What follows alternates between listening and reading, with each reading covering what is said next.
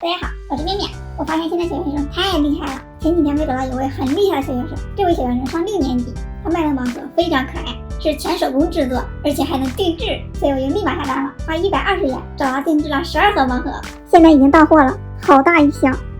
下面就来看看小学生自制的盲盒是什么样的，包装还蛮用心的。哇，好好看啊！先给它拿出来，还送了一个贴纸。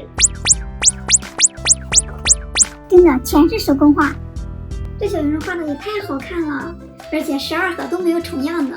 我简单的看了一下，下面的这9盒是属于同一种规格的，上面的这3盒是不同类型的，但是每一个都超好看。那我们就先来拆下面9盒的，看看是什么样的。我们先来拆这个小盒的，封面是个小女孩，它这边还有一些简介，还有简单的条形码，这一看就是邓文的粉丝。这个里面是寿司哎，做的好像是用粘土做的，和封面完全没关系。下一个，我的天，这是个面包，细节很到位。再来一个甜蜜芒果，你们帮我看一下这个是什么？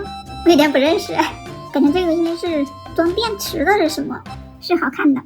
下一个，我现在都开始满怀期待了，每一个都很惊喜。这个也是个面包，草莓兔。是个草莓面包，很逼真。下一个，哇，我好怕把它捏坏了。这应该是个喜羊羊吧？太好看了，这是什么水天小朋友啊？再来个小兔子，这个里面2个耶，一个是奶酪，一个是面包。再来看一下下一个，哇，这2个应该是同一个系列的，凑成一对了。最后一个，这个还有那种小盐盒装在一起的。哦，我才发现它好像是不同表情的小猪哎。好用心啊！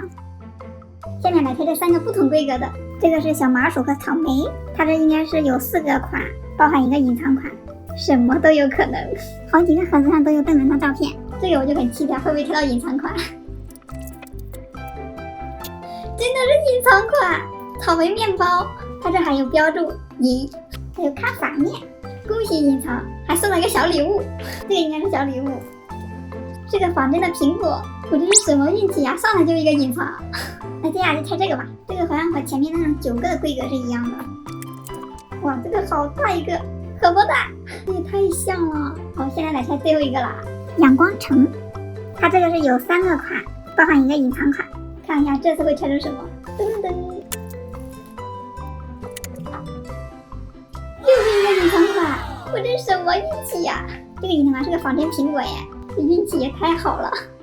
但是做的真的太好看了，我感觉我都不一定能做这么好。这是我开盲盒以来运气最好的一次，一下开出2个隐藏款，这里面的每一个我都很喜欢。那大家更喜欢哪一款呢？好了，今天视频到这里了，拜拜。